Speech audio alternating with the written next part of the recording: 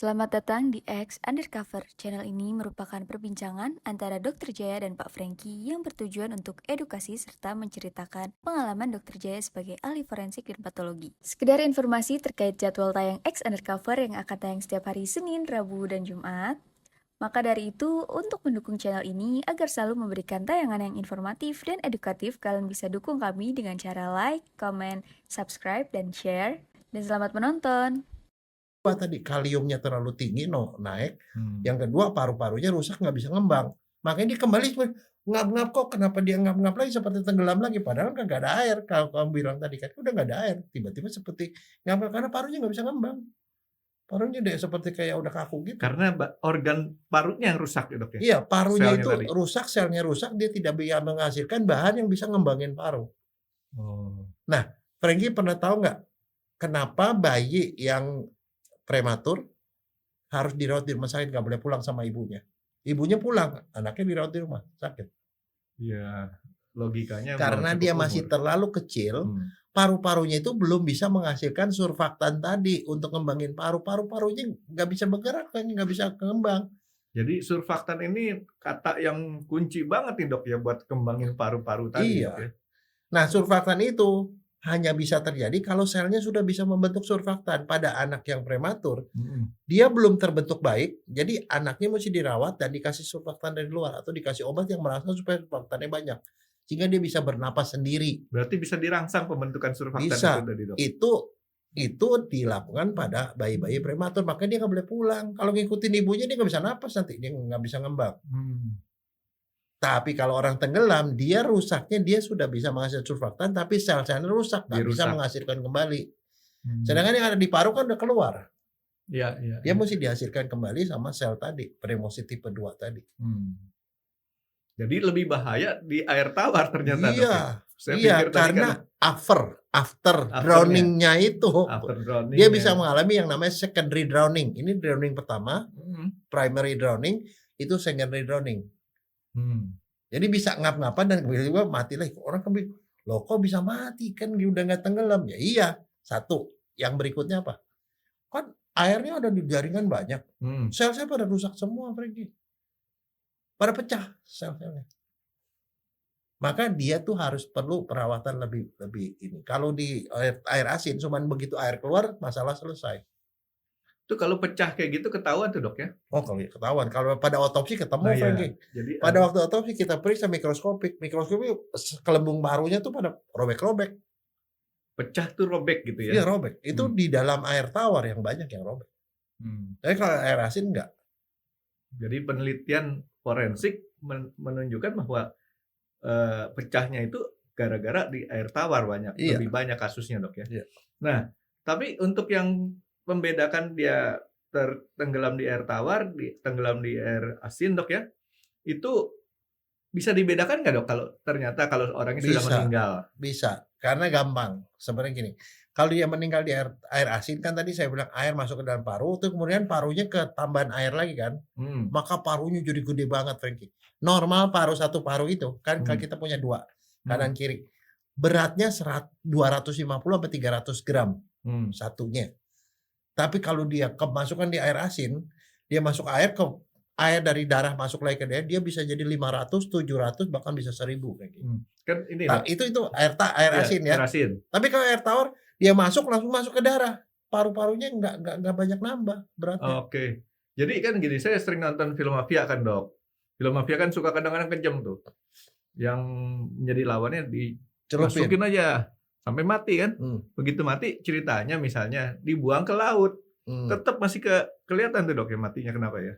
Masih bisa lah. Kalau dia udah mati gitu ya jadi berarti tandanya ada tanda mati di air tawar. Air tawar laut. ya. Dan satu lagi Franky, air tawar sama air laut ada bedanya. Diatomnya beda. Kan waktu itu kan saya bilang menentukan orang tenggelam itu berarti ada di parunya ada air. Cuman tadi saya bilang kalau tenggelam di air asin, parunya jauh lebih besar dan lebih berat. Ya. Air tawar kan enggak karena semuanya masuk ke darah kan. Ya. Dia nambah dari 300 menjadi 500, 400 gitu loh. Tapi kalau di air asin pasti banyak banget. Jenis planktonnya beda, Franky. Plankton di laut sama plankton di air tawar beda. Jadi tumbuhan ataupun hewan air yang mikroskopik itu di air tawar, air asin itu beda. Kalau ketemu diatom kan waktu itu kan saya bilang ada bahan yang di air tuh masuk ke paru, kita ketemu bahan itu ganggang itu menandakan dia ada air masuk kan. Airnya kita nggak bisa lihat kecuali dari beratnya, lebih berat parunya. Tapi jenis yang masuknya kan kita periksa, oh ada bentuk-bentuk seperti ini. Dari bentuknya kita tahu ini air tawar ya air asin. Apa bedanya? Kira-kira? Nggak tahu dok. Kalau diatom nih yaitu ganggang kersik gitu ya. Adanya di air asin itu bentuknya bulat-bulat, Frankie. Bulat. Simetri radial namanya. Jadi kalau bulat kayak bola. Jadi simetri radial, jadi kita bisa bikin gambaran simetrinya di berbagai tempat. Itu kalau pakai mikroskop. Mikroskop lihat bulat-bulat. Kalau yang di air tawar lonjong-lonjong, Frankie. Cuman satu simetri bilateral. Kanan kiri kayak manusia nih. Kalau saya kasih pencerminan sini kan kanan kiri kan sama kan. Itu simetri bilateral. Tapi kalau itu radial seperti bulat-bulat. Jadi kita lihat misalnya contoh orang tenggelam di kali. Itu ketemu yang lonjong-lonjong di atomnya. Di air laut bulat-bulat. Nah, sekarang gimana kalau tenggelam di air payau? Misalnya di Muara Baru lah. Di atom ini yang tulisannya diatomae kan, Dok? Iya, diatomae. Nah, kalau di situ dua-duanya ada, Frankie. Dua-duanya ada. Ya kan itu air laut kan ke darat, bolak-balik. Seberang-seberangan tuh ya. Nah, sekarang kan pertanyaannya apa? Air dari kali kan masuk ke laut. Iya. Mestinya dong banyak dong yang air tawar masuk ke laut. Iya. Tahu nggak kenapa dia kagak banyak? Tetap aja nggak banyak. Karena yang diatom di air tawar masuk ke laut dia nggak bisa berkembang biak, Frankie. Tapi yang dari laut ke darat. Dari laut ke darat nggak bisa berkembang biak. Sehingga tetap aja kalau yang namanya deket ke arah laut lebih banyak yang bulat. Kalau dekat ke arah sini lebih banyak yang lonjong-lonjong. Ya. Jadi artinya kan, Dok, seseorang atau saya balik jenazah yang ketemu meninggal di air nih, Dok. Sama dokter forensik tuh bisa ketahuan ya matinya, meninggalnya karena air tawar laut dan meninggalnya tuh karena kelelep atau memang dibunuh sebelumnya, Dok ya? Iya dong, kalau dibunuh sebelumnya nggak ketemu, parunya normal beratnya. Dan kita nggak pernah ketemu diatom atau ganggang di dalam parunya. Oh gitu, Dok ya? Iyalah. Jadi kalau dia dibunuh misalkan contoh dicekek deh ya. Itu dilempar ke laut. Nah sekarang saya mau nanya atau dicemplungin ke laut gitu. Nah sekarang saya mau nanya nih Frankie ya. Kira-kira kenapa itu bisa terjadi? Kalau kita punya barang nih. Saya lempar botol kosong deh. Lempar ke laut. Ditutup? Enggak. Botolnya terbuka. Dia botol. Isinya udara. Lubangnya di atas. Ya, botol beling, Dok ya. Nah, udaranya keluar kan? Air masuk. Botolnya tenggelam kan? Iya. Nah, sekarang kalau kita lempar, dia posisinya terbalik. Mulutnya di bawah. Ngapung. Dia ngapung. Air bisa masuk nggak? Enggak. Oke. Iya kan? Iya. Itu beda kan? Artinya kan ada tekanan di dalam tabungnya. Selama badan kita masih ada udara, dia akan dia ngapung ya. Nah, sekarang pertanyaannya, kalau orang masuk ke dalam air, dia posisinya tengkurap apa terlentang, Frankie? Kalau dia mati? Tengkurap. Tengkurap pasti. Dan dia lurus apa dia bengkok? Kemungkinan saya belum pernah lihat sih, Dok. Nah, sekarang saya mau tanya. Sekarang coba kamu begini berdiri. Begini. Begini. Ya. Pegel nggak? Belum capek, Dok. Nah, sekarang kalau begini, pegel nggak? Santai. Nggak. Kenapa? Nggak tahu nih. Tuhan menciptakan ini otot yang membengkokkan itu lebih banyak daripada otot yang meluruskan, Frankie. Kalau dia begini, yang ini yang banyak ototnya ini teregang, ketarik, makanya capek. Tapi kalau dia begini, seimbang. Kalau begini ada yang ngasih di sini terus sih nggak capek-capek. Enggak, tapi kalau coba kamu begini, lama-lama berat loh. Iya sih. Makanya sekarang ingat ya, kalau dokter orang di gips, tangannya gips. Di gips tuh dibikin di gips begini apa di gips begini? Ditaruh di perut. Bukan, di gips itu selalu bengkok. Bengkok. Sekarang kamu tidur terlentang, lurus, apa sama kamu menyamping itu lebih enak nyamping atau lurus? Nah loh, saya nggak sempet. Samping, karena itu adalah kondisi di mana bayi di dalam kandungan. Iya. Dia begini, meringkel, apa lurus? Saya nggak pernah sadarin tuh, Dok. Bengkok lebih. Karena Tuhan sudah menciptakan yang membengkokkan ini lebih banyak ototnya. Kalau dia begini dia tegang, Tapi kalau dia begini bengkok, dia seimbang, makanya nggak capek, Frank. Makanya kita tuh lebih enak begini daripada kita begini. Oh begini coba, lama capek, Frank. Nah, kalau orang masuk ke dalam air, dia tengkurap, benar dia tengkurap. Ya. Kenapa tengkurap? Di perut kan banyak udara, pantat nongol ke atas, paru lebih sedikit udaranya, makanya dia di belakang, jadi pantatnya mumbul, kakinya bengkok, tangannya nggak lurus begini, tangannya lurus juga bengkok, karena itu adalah posisi paling seimbang. Maka dia akan bentuknya seperti meringkel begini. Nah kalau kondisi seperti itu kan masuknya udara dari mana? Nggak mungkin dari pantat masuk. Yang masuk adalah dari hidung sama mulut, betul nggak? Iya. Dia di bawah. Maka persis seperti botol yang masuk ke dalam itu, dia di bawah. Jadi nggak masuk airnya, Dok ya? Ya. Jadi kalau orang udah mati, dilempar gitu, di perut sama ini masih ada udara, dia kondisinya kayak begitu, dia akan tetap aja beda. Tapi kalau dia masuk di dalam air masuk ke dalam, itu BJ-nya udah beda, dia akan turun ke bawah. Ketahuan tuh ya sama dokter forensik. Kita dengan lihat berat parunya, ini parunya normal. Dari situ masih ada udara. Oh, dari situ. Dan satu kerusakan parunya kan kita periksa mikroskopik kelihatan, oh ini robek-robek berarti masuk tenggelam. Robeknya banyak, tenggelam di air tawar. Robeknya dikit, tenggelam di air laut. Dan begitu. Nah habis begitu ya kita cari diatom kan, ganggang. Kalau ketemu ganggang berarti ada air masuk. Kalau ketemu tuh, Dok, ya. Tapi yang jadi masalah adalah kalau orang masuk ke kolam renang. Iya kan. Apa bedanya kolam renang dengan air kali? Ya, kolam renang kan lebih bersih ya, Dok ya? Iya, kenapa? Pernah tahu nggak kalau di kolam renang tuh paling di bagian atas tuh keluar air kan? Di bawah ada yang nyedot kan? Iya. Nah, sekarang kalau ada ganggang, ada segala macam, kesedot ya di bawah nggak? Kan itu lebih berat. Kesedot di bawah, ini air baru. Yang jelas kalau kita di air kolam renang tuh kalau kita keselurup, siapa sih namanya tuh? Ketelan ya? Ketelan ya.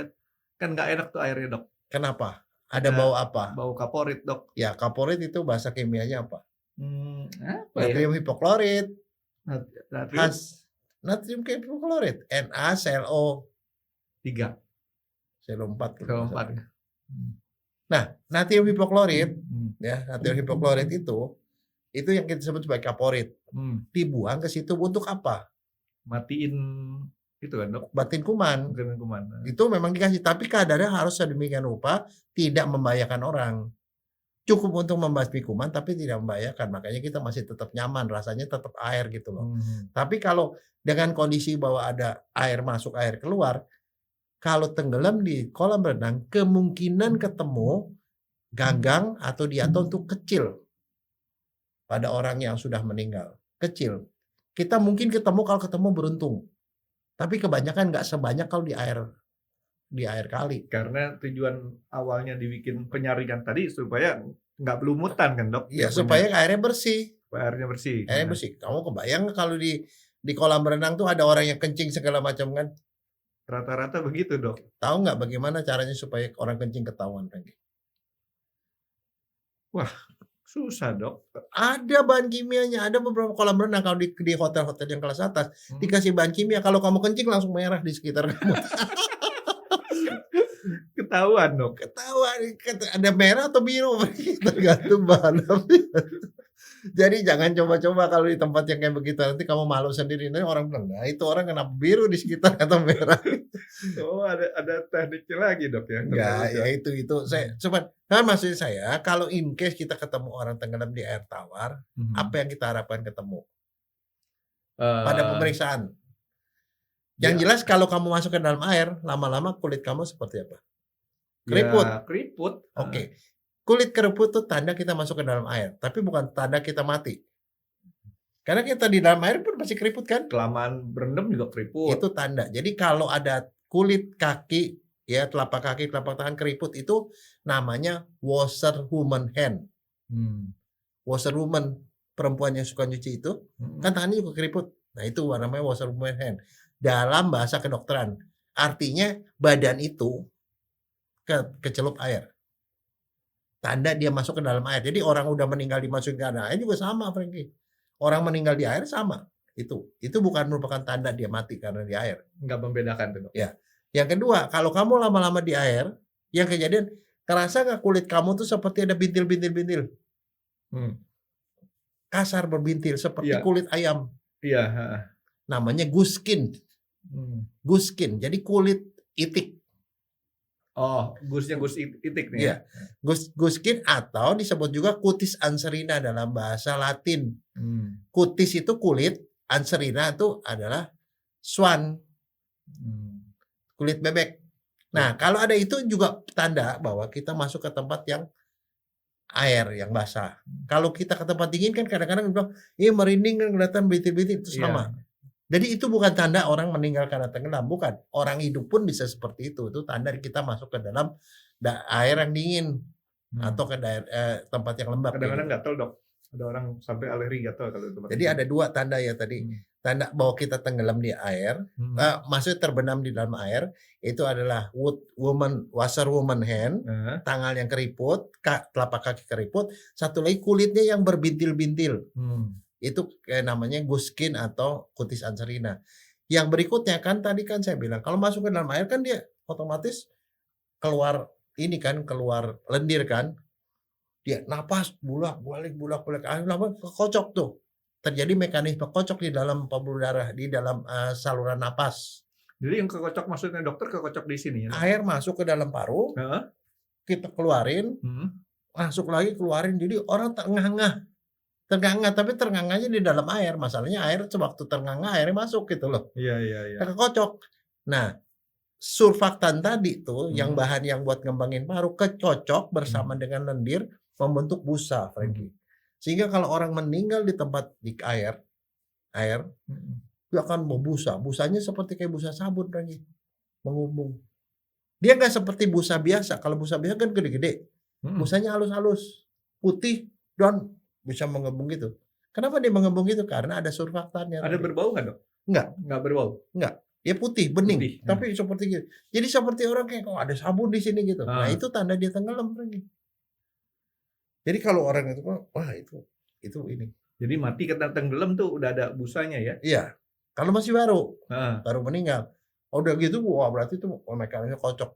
Kenapa dia kecil-kecil? Karena kekocok. Kan busanya jadi kecil. Terus kenapa busanya itu lengket kayak gitu? Karena ada lendirnya. Kenapa busanya bisa menggumung gitu? Itu karena ada surfaktannya. Nah itu ciri khas kita lihat. Oh itu tenggelam. Jadi kalau menurut Dokter Jaya tadi dokter bilang bahwa kalau meninggalnya itu di dalam kolam renang lebih dominan kita cari mendingan kaporit, Dok ya. Itu dia. In case kalau kita otopsi, kita nggak ketemu ganggang, jangan salah di situ ada kaporit. Jadi kalau ketemu kaporit di dalam paru, itu tanda dia tenggelam di tempat yang ada kaporitnya, di air berkaporit. Artinya dia kalau karena kalau ganggang tadi dokter Jaya sebutin itu ada sirkulasi air yang mengakibatkan ganggangnya jadi sedikit atau bahkan bisa hilang. Iya. Kalau dia airnya kencang itu ya nyedotnya kencang itu bisa hilang sama sekali.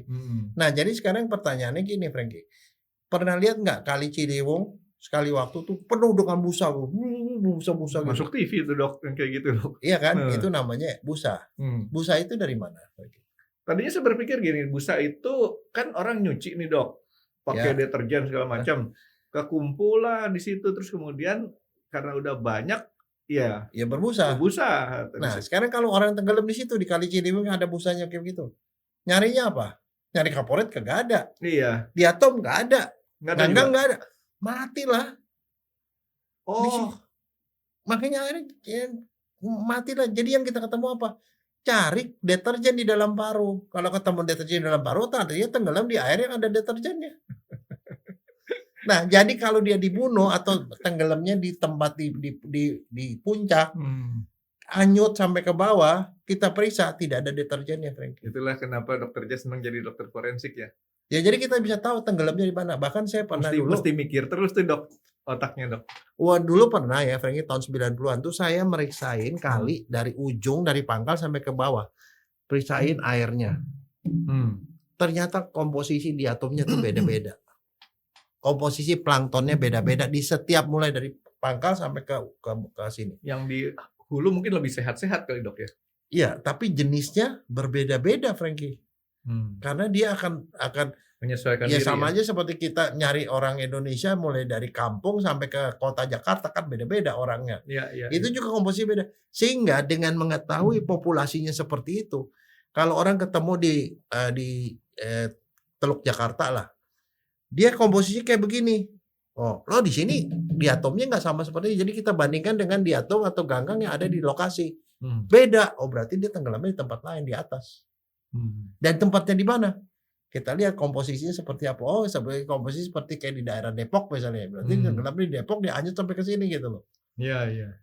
Jadi ketahuan dari begitu dibongkar organ-organnya, diselidiki dengan mikroskop deh dok ya.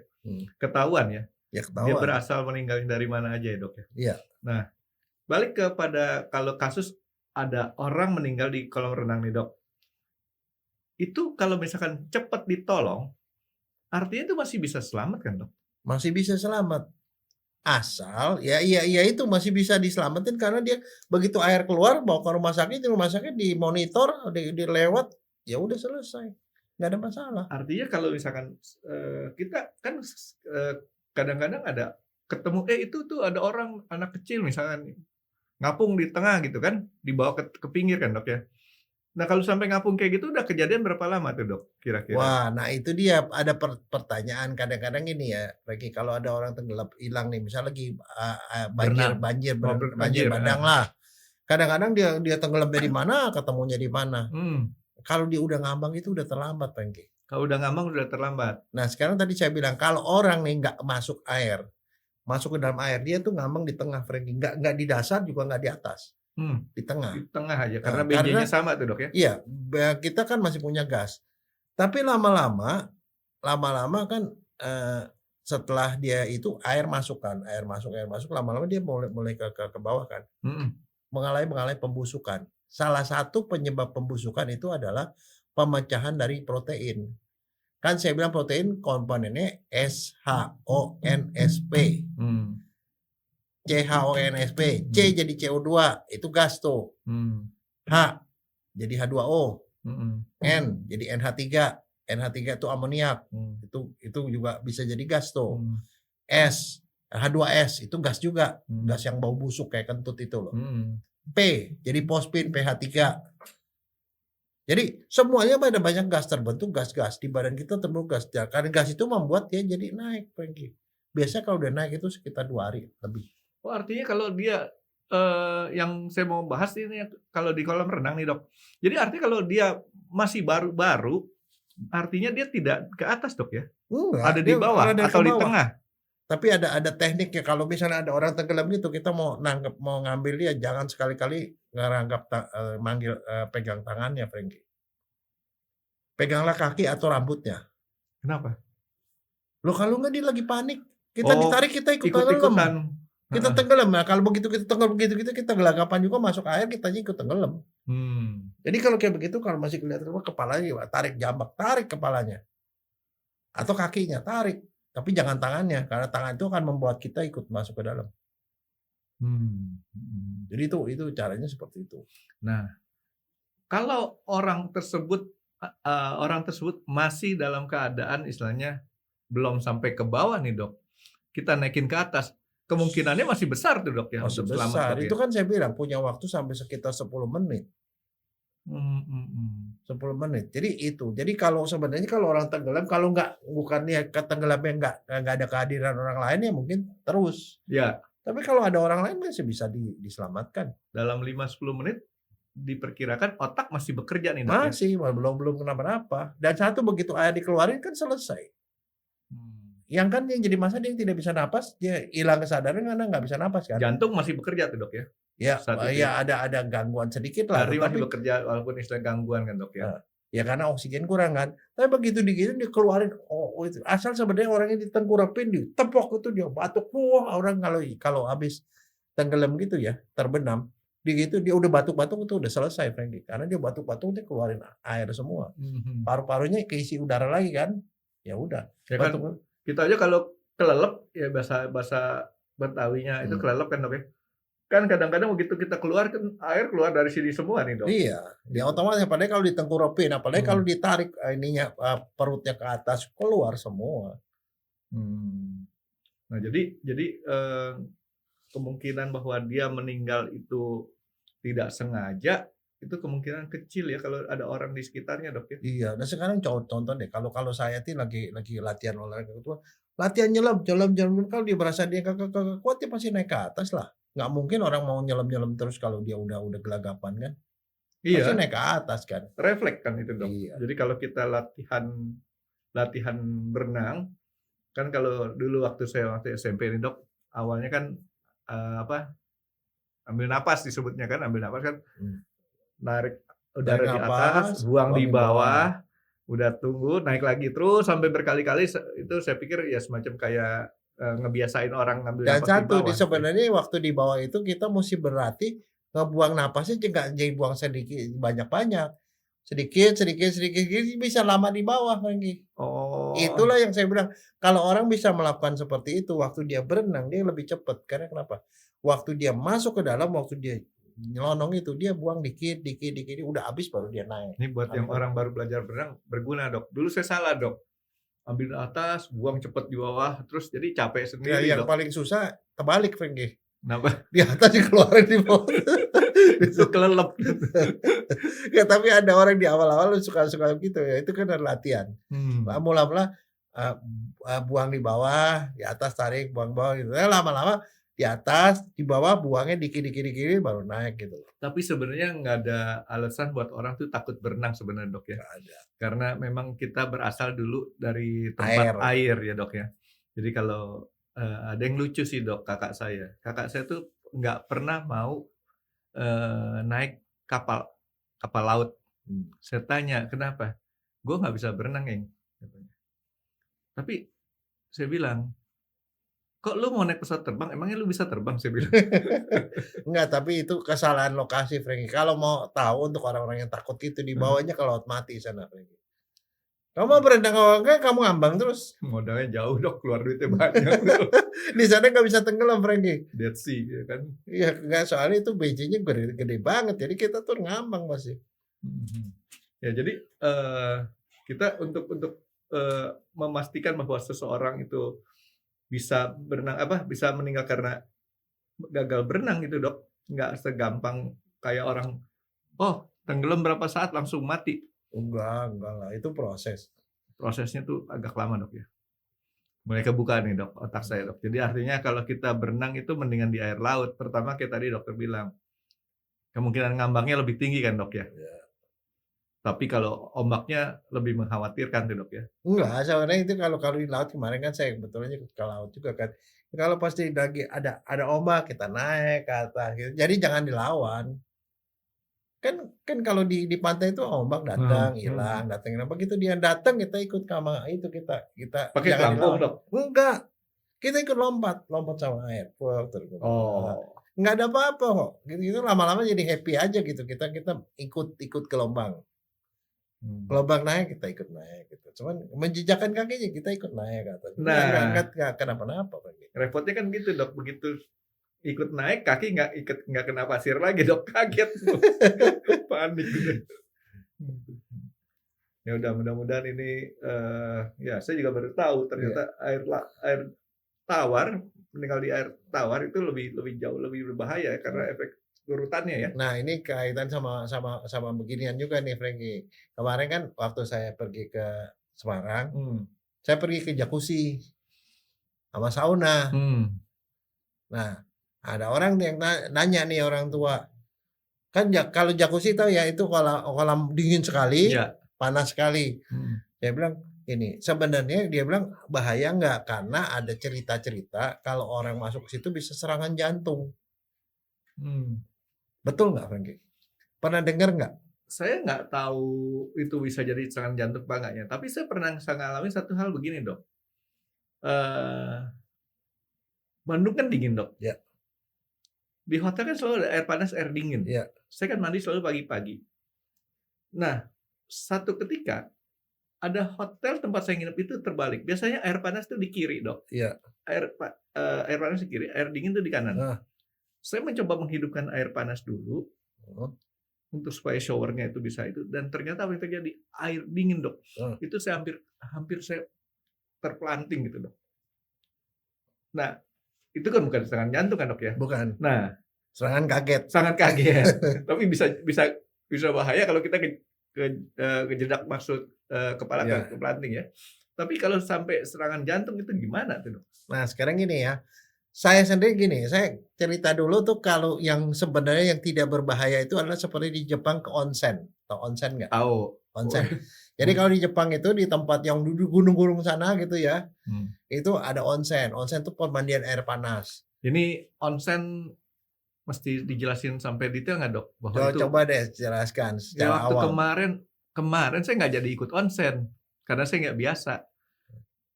Waktu saya tur ke Jepang, itu tour leadernya nanya, siapa yang mau ikut onsen di hotel ini, ada fasilitas onsen? Oh, semua pada daftar, termasuk saya juga pengen daftar. Tapi nanti kita nggak boleh pakai baju ya, bugil semuanya. Hah? Bugil gitu kan dok? Onsen kan bugil-bugilan semua. Nggak jadi dok, saya dok nggak biasa saya bugil-bugilan kayak gitu. Ketahuan ada yang dipinderin tuh. Bukan, jadi saya gini, makanya saya kadang-kadang perhatikan ya, kalau saya kebetulan olahraganya golf. Pada saat habis golf itu kan kita mandi di lokernya. Kalau masyarakat kita orang Indonesia itu boleh dibilang kita tutupan handuk. Tapi itu Korea Jepang itu mereka istilah bugil-bugilan aja tuh dok. Enggak, memang begitu. Di lokernya dok. Di Taiwan juga sama. Sama ya dok ya. Enggak, saya masalah gini. Ada tata cara nih. Kalau di Jepang ya onsen itu biasanya di gunung-gunung. Itu ada yang outdoor, ada yang indoor. Kalau outdoor ya biasa lah gitu. Tapi biasa kalau di Jepang itu laki sama perempuan pisah. Ya, bisa. Laki-laki sendiri, perempuan sendiri. Kecuali kalau onsen keluarga. Ada onsen yang buat keluarga, sekeluarga itu memang bugil. Tapi ada aturan umum kalau pergi ke onsen itu adalah kita harus bersih masuk ke situ. Nggak boleh orang kotor-kotor. Jadi nggak boleh mandi di onsen. Jadi kita duduk, ada keran, kita duduk di bangku, kita sabunan, bersihin semua.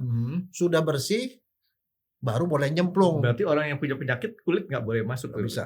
Itu mesti bersih dulu. Nah kalau di sini kan nggak, di jacuzzi itu jacuzzi nggak gitu. Kita bersih dulu. Nah udah gitu dikasih anduk, bukan tugil sama sekali, Frankie. Ada anduk-anduknya kecil, cuman ukurannya segini, 40 kali 10 kali gitu. Jadi cuman buat tutupin. Kalau tutupin bawah ya bawah, kalau atas ya atas. Jadi ada teman saya nih dokter onsen di Jepang. Gua bingung deh katanya. Kenapa bingung? Gua bingung mau di atas apa bawah. Gue ke atas katanya bawahnya kelihatan, gue ke bawah atas. Ini cewek cowok? Cewek. Oh. Kalau cowok kan cuma satu tempat doang. Iya. Tapi cewek lagi ya begitu. Tapi kalau di Jepang ya ini kalau yang luar sih ya biasa lah seperti itu. Ada air dingin, air panas. Tapi kalau yang di dalam indoor itu ada ininya, Frankie, kolamnya banyak. Terus ada derajatnya, tulis misalnya 16, 18, 20 sekian. Jadi kita biasanya ritualnya dari yang dingin, setelah dingin udah beradaptasi pindah ke yang suhu lebih tinggi sedikit. Itu suhunya perubahannya sedikit-sedikit sampai paling tinggi itu 40, kadang-kadang yang 42, Frankie. Matang ntar badan betul kita, tapi nggak mungkin kamu langsung ke situ. Nah sekarang apa yang terjadi dengan tubuh kita? Tubuh kita tuh ada mekanisme kontrol pembuluh darah yang otomatis. Itu otomatis. Kalau terhadap suhu nih dok. Suhu. Kalau kita di tempat dingin, maka badan akan ngeluarin panas supaya ngelawan dingin tadi kulitnya. Maka pembuluh darah yang ada di permukaan kulit akan melebar. Kalau gimana dok? Kalau kita udaranya dingin, dia darah di kulit itu kan melebar karena dia mau bikin badan kita nggak jadi dingin. Oke. Dia akan melebar pembuluh darah. Akibatnya pembuluh darah melebar di kulit, maka di dalam kekurangan darah, Frankie. Oke. Tapi kalau kita ke tempat yang panas, dia nggak mau kehilangan panas kan? Dia akan menyempit pembuluh darahnya. Di dalam banyak darah, di organ dalam banyak darah. Nah, tahu nggak kalau orang udah punya penyakit jantung koroner, pembuluh darahnya memang udah jempit nih. Suplai darah ke jantung kurang. Ya. Kalau dia kena dingin, tambah sempit lagi. Darahnya ke pinggir semua, di tengah kurang darah. Serangan jantung lagi. Oh gitu. Ya. Jadi itu alasannya jadi orang seperti itu dok ya? Ya nggak boleh. Artinya perubahan itu harus pelan-pelan. Nah sekarang bahayanya gimana? Kalau orang yang misalnya jantung koroner gitu, lebih berbahaya di tempat panas apa di tempat dingin? Nyemplung ke air panas air dingin? Dingin dok ya kalau kayak gitu ya. Air Betul. dingin. Tapi kalau dinginnya terlalu dingin juga nggak bisa. That's why kalau saya sendiri sih sebenarnya kalau di jacuzzi kemarin nih, masuk ke air dingin banget tuh mungkin 7 derajat kali, hampir seperti kayak air. Beku kaki. Iya Pakai pasti teh dong. hangat kita enak pergi. Kenapa di air hangat enak? Karena pada saat itu pembuluh darahnya kita tuh menyempit. Hah? Oh, waktu Menyempit. di air Di dingin. kulit kan menyempit. Waktu di air dingin dok. Darahnya di dalam. Lebih enak buat kita. Kadang jantungnya dapat darah lebih banyak, bagian dalam bagian banyak. Oh. Jadi lebih nyaman ke tempat panas. Makanya habis jacuzzi tempat panas, saya nggak ke tempat dingin terus terang. Dingin nggak tahan, tempat panas sudah hangat-hangat terus pergi ke sauna. Lebih enak lagi. Orang ke sauna tuh enak. Kenapa? Semua persirkulasi lancar di dalam. Dalam lancar karena pembuluh darahnya menyempit semua. Nah, yang nggak boleh itu perubahan mendadak. Air dingin, panas, badan tuh kacau, Frankie. Dan orang kalau yang memang sudah punya pembuluh darahnya yang udah pada mampet-mampet, udah pada stroke, pernah jantung itu bahaya begitu. Nah, makanya kalau itu ya betul kalau mandi mulai dari air panas, air dingin juga nggak apa-apa tapi naiknya pelan-pelan ke panas atau dari panas ke dingin nggak apa-apa. Tapi yang paling bahaya adalah kalau perubahannya terlalu drastis, perbedaan suhu itu bisa serangan jantung. Serangan jantung pada saat kita ke tempat yang serangan jantung dengan stroke beda kan dok ya? Serangan jantung dengan stroke beda ya dok? Ya stroke cuma masalahnya kurang oksigen, kurang darah ke otak. Ya stroke. Kalau kurang darah di jantung, serangan jantung. Ya karena kan saya sering kali baca nih dok. Ya sekarang tuh WA group tuh beda nih dok. Selalu kalau zaman dulu kan WA group tuh tempat makan, sampai sekarang nggak sih banyak sih ada trian WA group saya nih dok. Tempat makan yang enak, tempat jalan-jalan yang enak. WA group yang satunya lagi nggak boleh begini, nggak boleh begitu dok. Termasuk katanya nggak boleh mandi pakai air dingin katanya. Bukan nggak boleh. Air dingin itu lebih berbahaya buat orang tua daripada air panas. Karena tadi itu benar, ceritanya tuh seperti itu, Frankie. Kalau di air dingin, otomatis dia kan keluarin panas ke ini, maka di bagian dalam kurang darah. Jadi kalau udah ada yang mampet itu gampang serangan. Untuk orang yang usianya sudah lanjut dok. Ya. Kalau orang tua kan umur 29 punya anak disebut orang tua dok. Iya, nggak, tapi ketua kalau sebenarnya kalau kategori banget tua di atas 72 Frankie. Iya dok, kalau kita kan masih remaja. Ya remaja, remaja kolot. Enggak, tapi itu makanya kalau orang tua ya katanya orang bilang oh mandi air hangat, ya itu sauna bagus, benar bagus. Penjelasan yang dokter tadi jelasin ke saya bahwa apa yang ada pembuluh darah mengecil itu masuk akal juga ya, orang tuh kena stroke karena istilahnya kena semprotan air dingin. Dia bilang katanya jangan langsung kena ke kepala, mulai dari kaki dulu air dingin supaya ada adaptasi gitu loh dok. Tapi tahu nggak, darah kita terbanyak ke kepala, Frankie. Terbanyak ke kepala. Jadi darah kita kebanyak kepala. Kalau kepala tiba-tiba dingin begitu, dia keluarin gitu. Langsung problem ya dok ya. Ya. Oke, terus kalau misalkan kita ada serangan ke kepala sini dok, itu gimana caranya supaya nggak sampai jatuh stroke gitu dok? Nggak sampai jatuh lah orang itu. Kan banyak orang tuh jatuh di kamar mandi dok katanya sekarang. Jatuh di kamar mandi karena kayak tadi kena air dingin. Kaget. Tapi jangan salah, kadang-kadang orang bilang jatuh di kamar mandi sebenarnya dia serangan jantung dulu baru jatuh. Bukannya jatuh dulu baru serangan jantung, enggak, atau serangan stroke, enggak. Dia serangan stroke dia jatuh. Jangan terbalik. Kalau orang kena stroke itu yang paling gampang di awal begitu itu ya harus dibaringin. Karena dengan dibaringin tuh otomatis kan darah jadi mengalir lagi ke situ. Kalau berdiri kan upaya untuk ngasih darah ke atas tuh lebih susah daripada dia. Jadi kalau dia ada orang jatuh, langkah sederhana adalah dibaringin dulu supaya jantung mompanya lebih gampang dok ya. Iya, seperti itu. Ya segera dibawa ke rumah sakit kalau dia nggak bisa diapa-apain ya. Nah kalau di Jakarta begitu dia jatuh gitu dibawalah ke dokter terawan di DSA langsung. Tapi kalau ya di DSA, tapi kadang-kadang sial juga. Saya kan pernah kena serangan jantung waktu di Papua. Di sana mau di stand nggak bisa. Stand nggak bisa. Karena di sana dokter jantung ada, dokter penyakit dalam ada, tapi alatnya kagak ada. Nggak bisa operasi. Mau di bypass kagak bisa. Yang ada apa? Bisa ular. Dikasih bisa ular. Bisa ular tau ya, kalau ular tuh bisanya itu mengandung antikoagulan, artinya dia bisa anti pembekuan darah. Kalau ada darah yang mampet, gitu langsung jadi cair. Supaya apa? Ular kalau dia matok, dia membuka, jadi istilahnya gini loh, dia bisa mengencerkan, menghilangkan bekuan darah. Jadi kalau bisa ular itu disuntik pada orang yang sedang mampet pembuluh darahnya, kalau ini dari sel darahnya yang lagi langsung melarut, lancar lagi. Oh, jadi itu dipakai sebagai obat. Itu tapi sekarang sudah banyak ditinggalkan karena mereka kebanyakan lakukan yang namanya stand bypass operasi gitu. Kalau zaman dulu sih masih banyak. Tapi waktu saya serangan jantung di Papua itu saya disuntikin sama itu bisa ular, streptokinase namanya. Kalau orang pernah kena serangan jantung itu perlu minum obat kan dok? Iya, pengencer darah supaya darahnya nggak beku. Berapa lama? Apa seterusnya? Seumur hidup.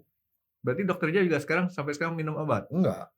Kok berani dok? Hah? Berani nggak minum obat? Ada metode lain. Saya pakai ozon, Frank. Ozon itu membuat darah kita jadi encer juga sama. Jadi kan. Dan satu, jangan lupa banyak minum. Karena dengan banyak minum tuh otomatis dia lebih encer darahnya. Nah itu bisa dideteksi kok. Saya nggak menganjurkan kecuali kalau dengan inian dokter ya, pengawasan dokter. Tapi pada umumnya mereka harus makan. Cuman pengencer darah ada satu efek sampingnya, kebanyakan itu membuat sakit lambung. Beberapa orang yang sangat peka itu bisa dia perdarahan lambung. Artinya jangan pakai Google lagi dok ya berobatnya. Ya berobat ke dokter lah seperti itu. Jadi ikuti nasihat dokter. Karena begini, kebetulan mertua saya itu orang yang juga minum pengencer darah. Dia minum terus 2 kali masuk ICU gara-gara lambungnya jebol. Berdarah. Sakit mah. Perdarahan. Metode ozon udah terbukti, dokter Jaya sekarang nggak usah minum obat. Iya, darah jauh lebih encer, kelihatan kok. Itu adalah satu alternatif lain yang kalau menurut saya sih, buat saya tuh nggak begitu berbahaya karena itu nggak dikasih obat, Franky. Itu yang dikasih oksigen kan, oksigen dosis tinggi ya. Jadi oksigen yang diubah menjadi ozon itu jadi oksigen juga. Jadi kayak seperti kita ngirup udara aja. Oke. Kira-kira dok, apa lagi dok yang dokter mau tambahin kalau orang dengan kayak tadi dok, di ketemunya seperti apa pada waktu diotopsi orang meninggal tenggelam? Saya rasa sih cuma itu aja sih ya, Franky. Tapi tadi ada beberapa hal yang saya bilang tadi, dengan memeriksa kalau ada ganggang, jangan berpatokan selalu pada ganggang. Ganggang ya kita periksa, diatom kita periksa, tapi in case tidak ada, kita mesti ambil contoh air dari tempat dia tenggelam. Karena kalau di situ ada bahan kimia A ketemu di dalam paru, itu juga tanda dia tenggelam. Dan itu masih ada walaupun jenazahnya sudah beberapa hari dok ya? Ya bahkan kalaupun misalnya jenazahnya sudah tinggal kerangka, kan darah itu masuk juga ke tulang. Masih bahan kimia itu masih ada di dalam tulang. Masih ada. Ya cuman jadi kalau pemeriksaan bahan kimia kan nanyanya kok ahli kimia kan. Kalau diatom dokter masih bisa periksa. Kimia ya orang kimia lah yang bisa menentukan ini kaporit, ini ada oli misalnya, ini ada deterjen kan, itu orang kimia yang meriksa. Gitu. Oke dok, nah, makasih banyak nih dok. Oke. Terima kasih sudah menonton X Undercover. Jangan lupa like, comment, dan subscribe. Dan ditunggu ya video-video kami selanjutnya. Nah, buat kalian, jika ada pertanyaan untuk Dr. Jaya, boleh banget komen di bawah. See you guys!